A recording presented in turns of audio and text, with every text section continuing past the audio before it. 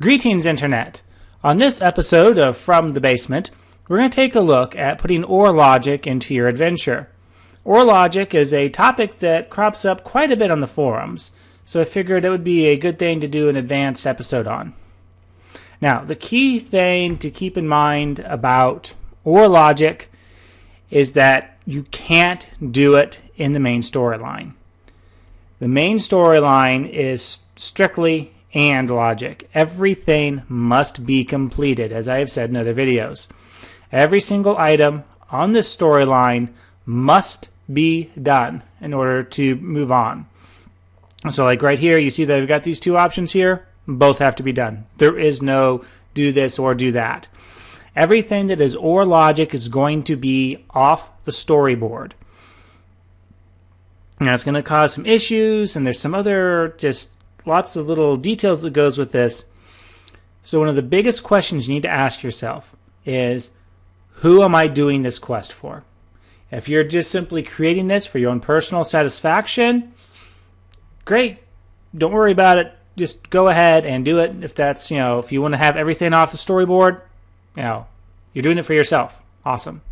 If you're doing it for a group of friends or a guild or something like that, or you're trying to deliberately reach out to the smaller, story crowd, the people that will willingly explore and look for clues and actually read, then you're probably safe doing OR logic.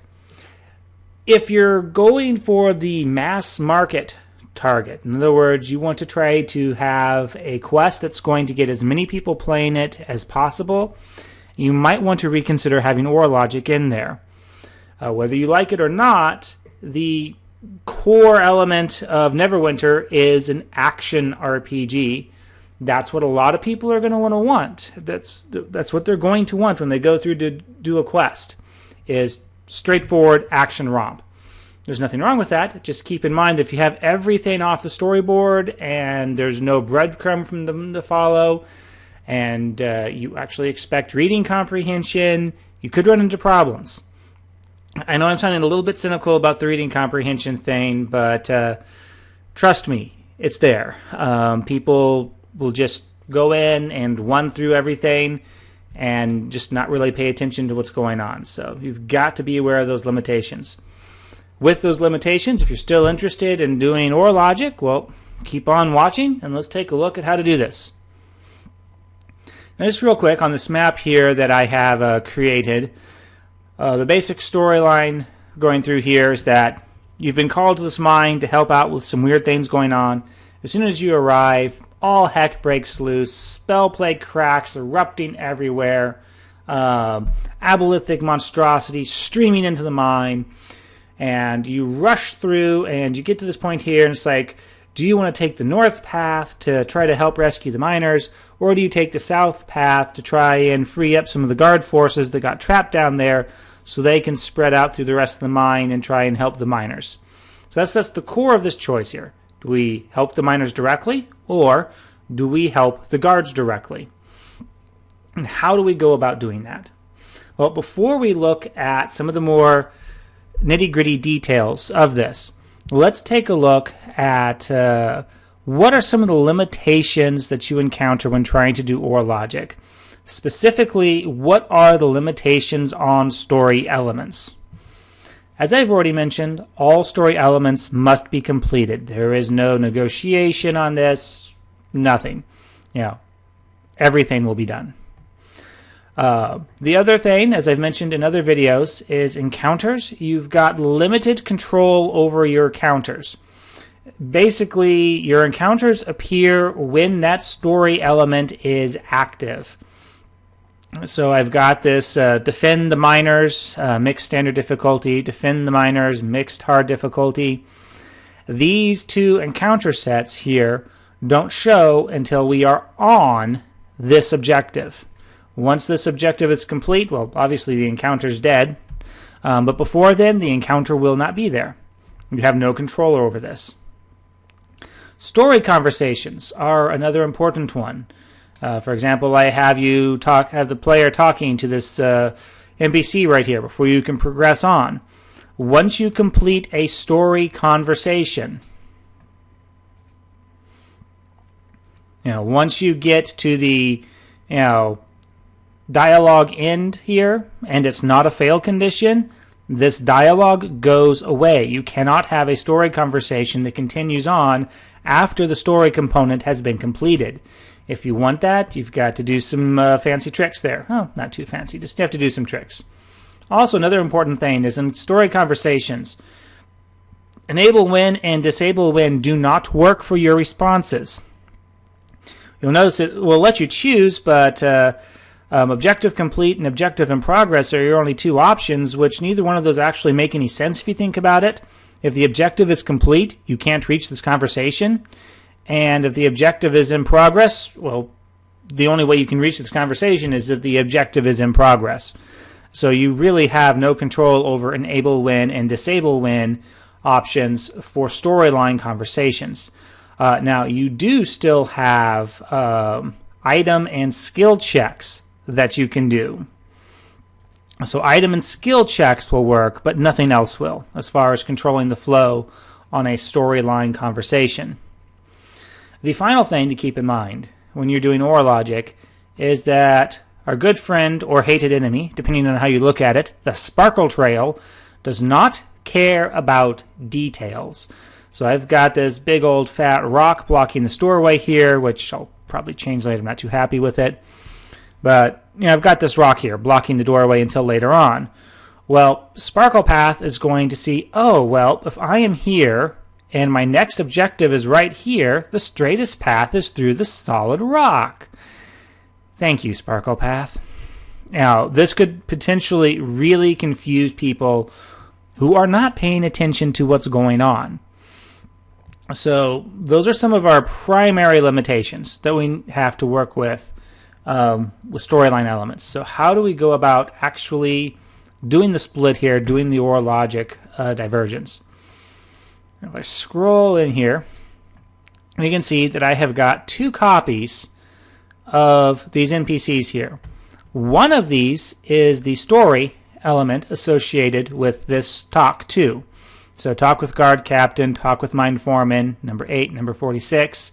Come over here, here's number 46, and here's number 8.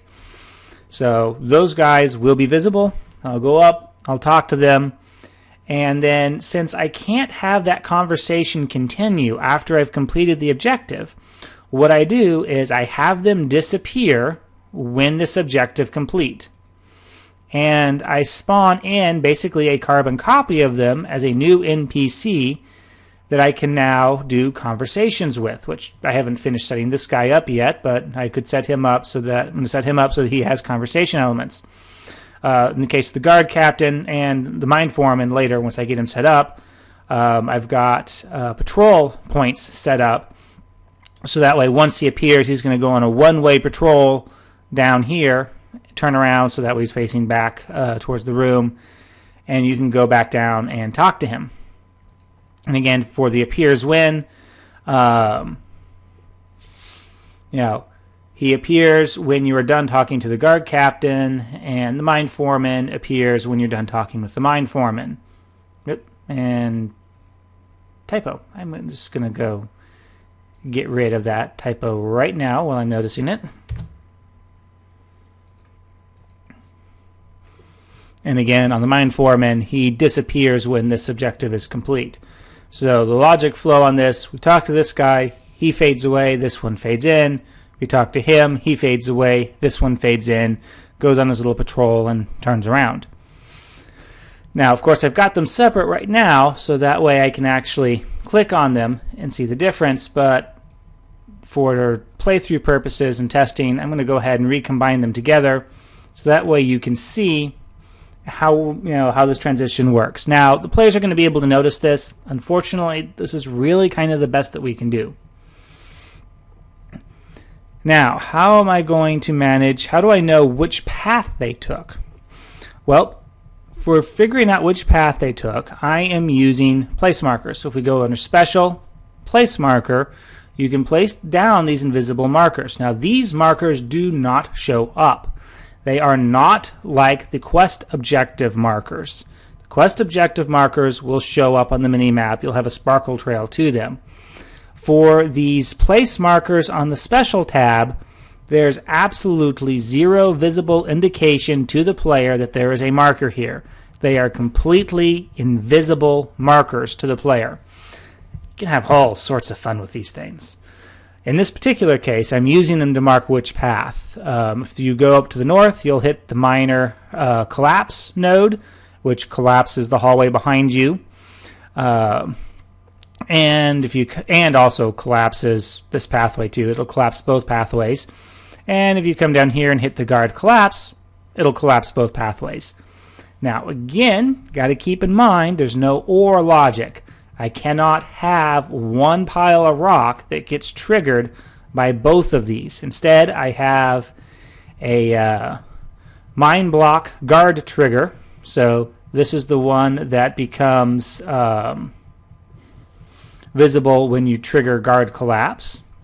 And then I have a miner block miner trigger, which again is triggered once you do the miner collapse. I've got the same thing down here on this end.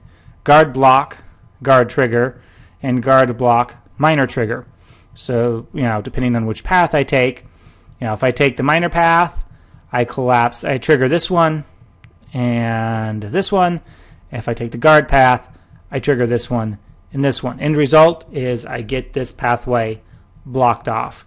Also, since I am guaranteed now of only hitting one of these two, I can use these waypoints now to track throughout the rest of the quest which pathway did I take.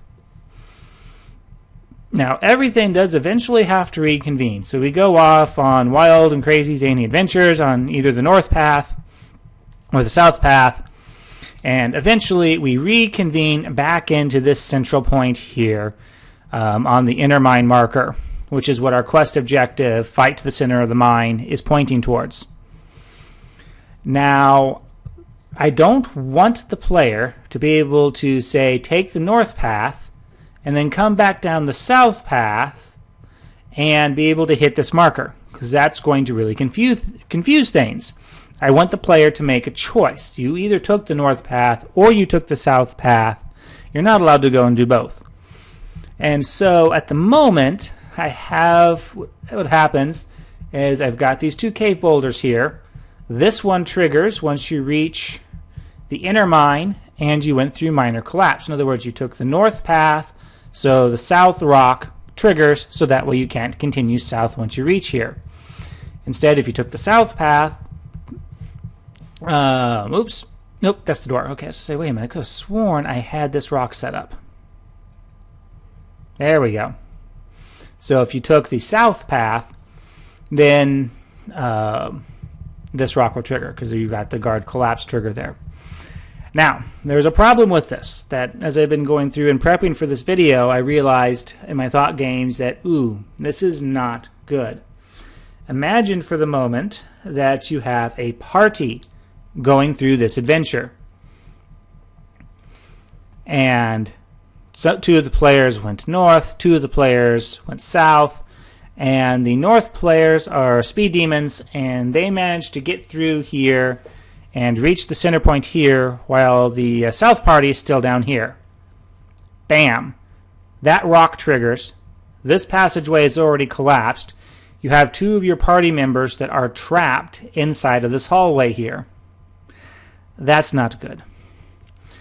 Now, we do need to make sure we've got some way of preventing the players from getting all the way back to this guard collapse point, but I'm thinking that a rock right there is possibly not the best spot. You could also put into the quest, please do not split up the party, but again, you're assuming people are going to be, reading and or paying attention. So this is not an ideal situation. Push comes to shove, I could always push the rocks all the way back to, say, like right here. So that way, there shouldn't be any chance of the two players or the 2 groups being so off sequence that they, one of them's still all the way back here while the other group reaches here. Still has the problem of that's going to have both of the triggers hit if the party splits up. But again, we're kind of limited on what we can do as far as to prevent this. Alright, so continuing on with the OR logic here, we've reconvened here, so we've split and we've rejoined. Always have to remember that you've got to think about where are your rejoin spots, because you have to rejoin because, again, the storyline, perfectly linear. So we'll skip through there, yada, yada, yada. That's all linear. And we're going to come back over here and we're going to talk to the Neverwinter guard again. Now what's happened is that the Mind Form Man's been captured. He's been drug off by monstrosities and we have to go save him. And we need... we want to be able to, have different conversation options based on whether or not we went and helped the miners or we went and helped the guards. Now, here's where we run into problems. This is currently a linked story objective. So if I try to go into his conversation here,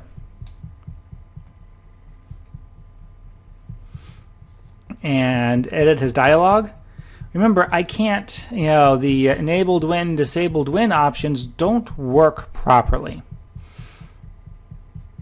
And so you've got to, be a little bit clever in thinking, it's like, okay, well, how am I going to do this?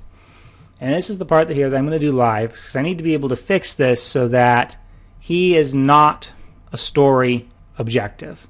So I'm going to come in here into story, and I'm going to take out this talk with captain. And these A and B's here, those aren't typos. I put those in deliberately so that way I can see easier which quest objectives I need to be manipulating. Obviously I need to go back through and clear those out. But okay, talk with the Captain A. We're going to delete talk with Captain A out. I'm going to go ahead and rename this to A talk,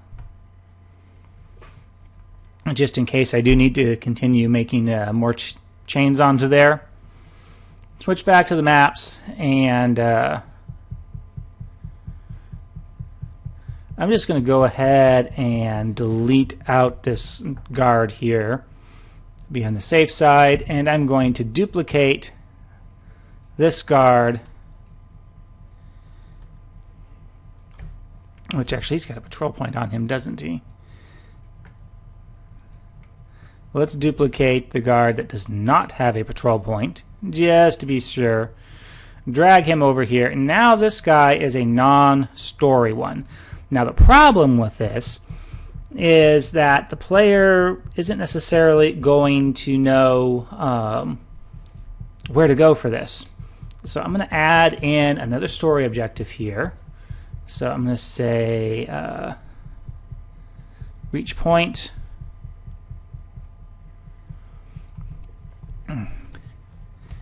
Enter the shaft. And I'm going to place that right here. So now we'll have a quest objective showing up for the player to track. Now I still want to make sure that I talk to this guard here. And so I'm gonna get rid of my boulders here because they were kind of silly in the first place. So I'm going to get rid of all those boulders. I'm going to show an interesting behavior with doors. I'm going to put a door on here. And I am going to put the appears when... Oops, and I better actually give a dialogue prompt to this guy so we can hook it up.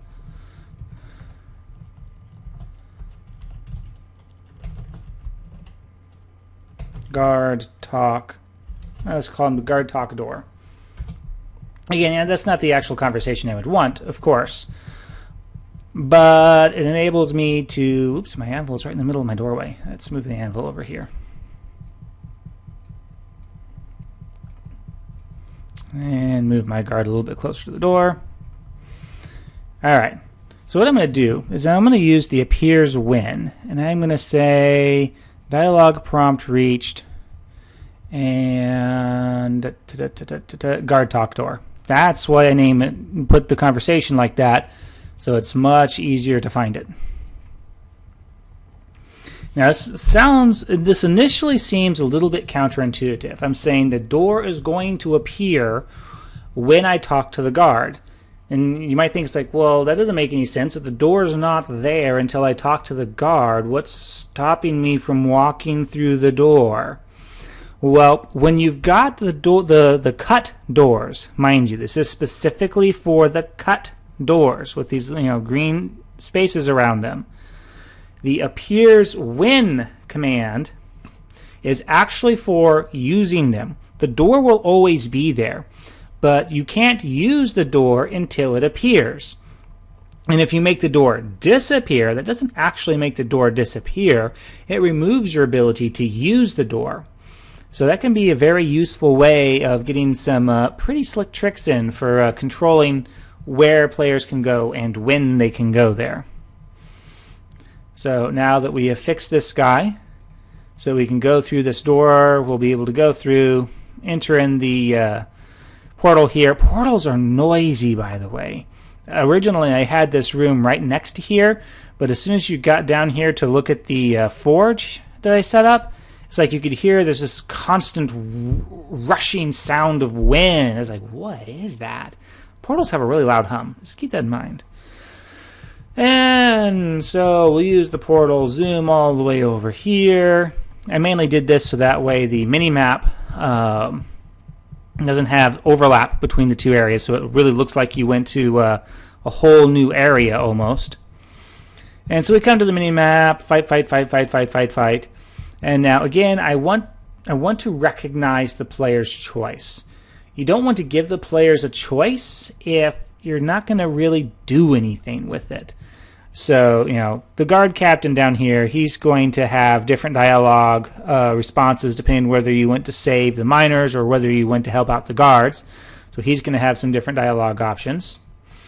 Plus, once we come down here, here's the mine foreman.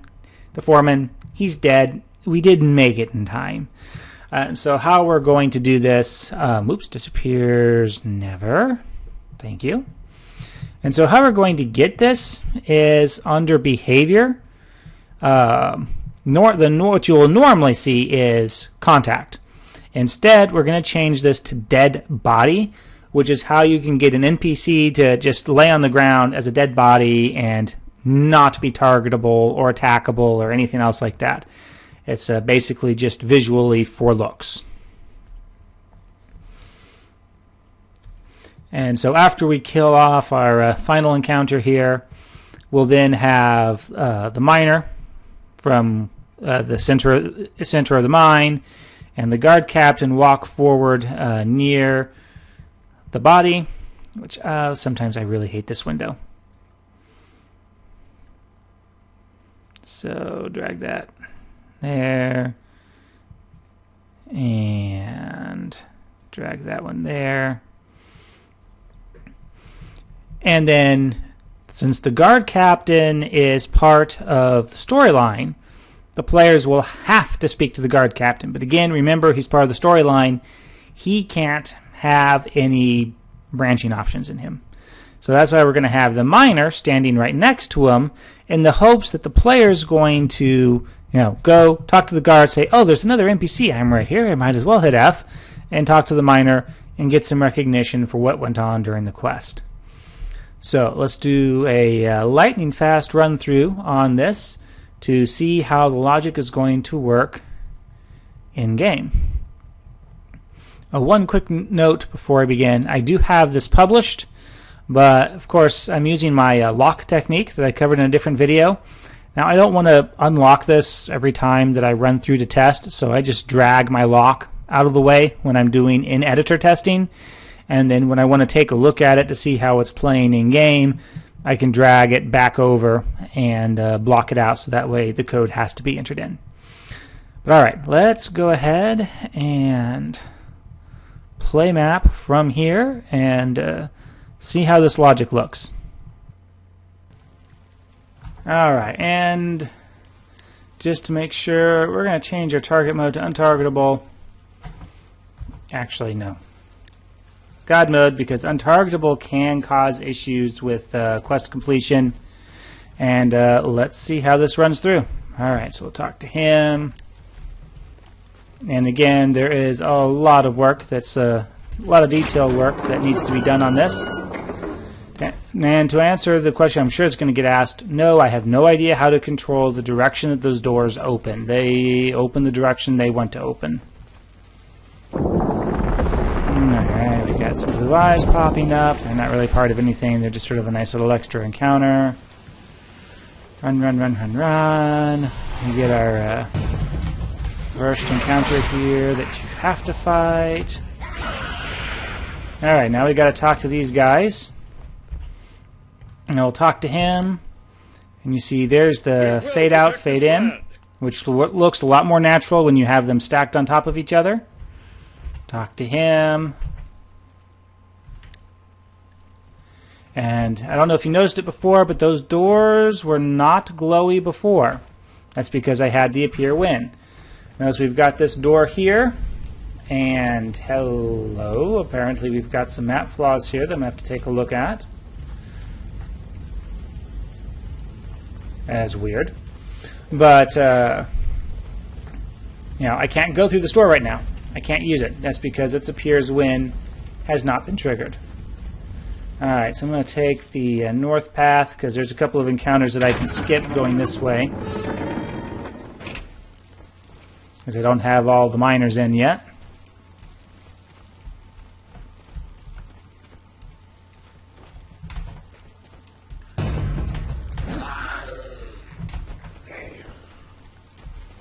Let's go through and God mode my way through everything.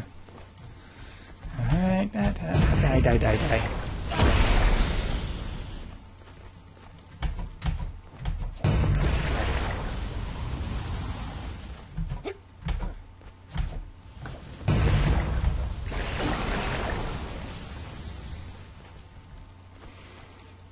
Alright. Here's the central part. Talk to him.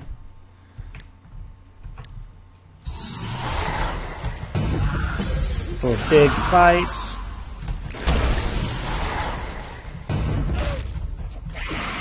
I love those intellect predators. They look so creepy. I'm done. And then while I was busy fighting that, notice here, minor path option. And if I had gone the soldier path, I would have had the soldier path option. That's not the same NPC that I talked to originally. I faded out. I made the storyline one disappear and created a non-storyline one here. And this is the storyline one here that I have to talk about. And I add in the option here of, what about the miners? He's hurt, and he'll give me that direction of, hey, well, you might want to talk to the miners. And if I try to continue on down the south path, we can see, yep, nope, denied. There's a big fat boulder there.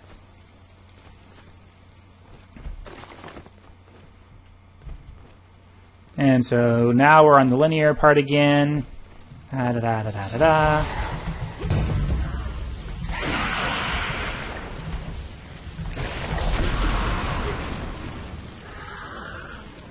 Spacebar is getting a workout.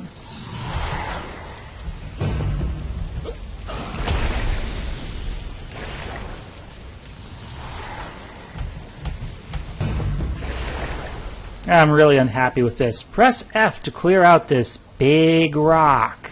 Sure. Like I said, there's a lot of detail work that needs to be done on this. And while we didn't put any of the... and apparently I messed up and did not include some of the things on there. And... okay, yeah. Something got seriously messed up on this map here because I'm not seeing somebody that I should see, and I've got rocks here that I shouldn't have. Okay. Quick live troubleshooting time. Return to Foundry. What on earth is going on over here? Alright. Okay. I know what this one is. Okay, disappear when component reached. Oops. And I'm going to say disappear when minor collapse. So that way the door doesn't sparkle. And I'm going to tell this one to disappear when component reached. Reached. Guard collapse. That way those doors aren't sparkly. You can't see the sparkly doors through the rocks. Now, what the heck is going on down here? I honestly am unsure what the deal is with this door. If it just simply didn't rebuild correctly, or if this room just simply doesn't like having two doors cut into it. If I've got this too close to the edge, what? Guard captain, yeah, I forgot to take off his disappears when. And so what we will do now is we'll go into the story and we will say enter the shaft. We will play from here. So that way we don't have to go back through and redo everything, because this video is getting a little bit long in the tooth as to where I prefer to keep my length. Alright, so... and these guys are back.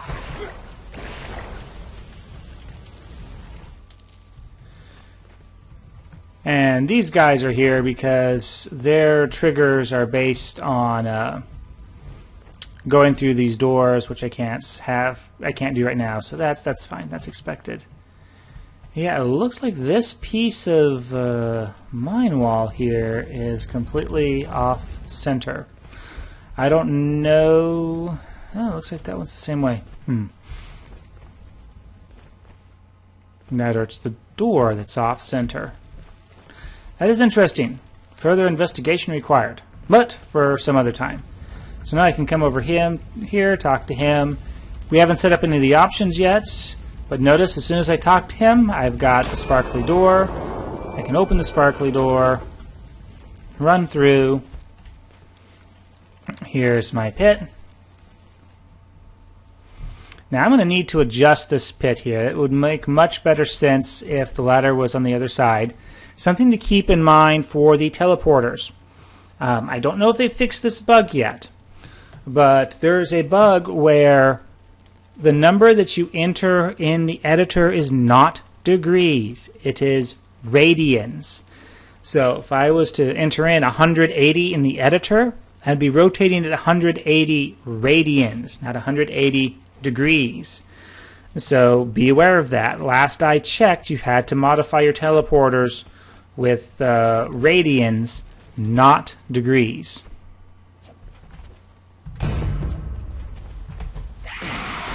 And kill a couple of critters. And apparently that critter's buried. I'm going to need to raise him up a bit.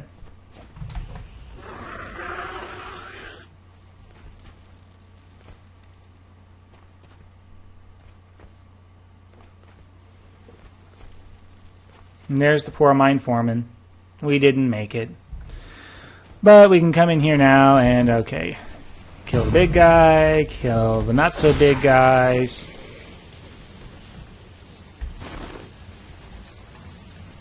And here comes our miner, our guard captain. I have to talk with the guard captain.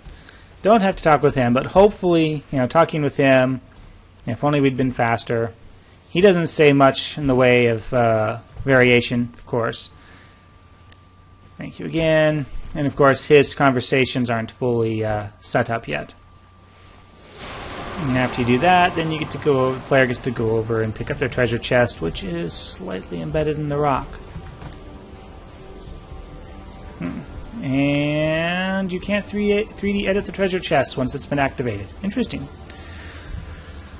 All right. Well, that concludes the ore logic video. There's a lot of little details you have to think about in order to get ore logic into your request. And not only that, but to make it feel natural and not hacked in. That's probably the harder part. Getting ore logic in and of itself in there's not too hard. but making it feel natural and not forced and just weird, that's a little bit different. So again, keep in mind your audience. Is this something that your target audience, your intended audience, is really going to want? If so, go for it. If not, ask yourself, is this really going to add to something? So, until the next video, take care.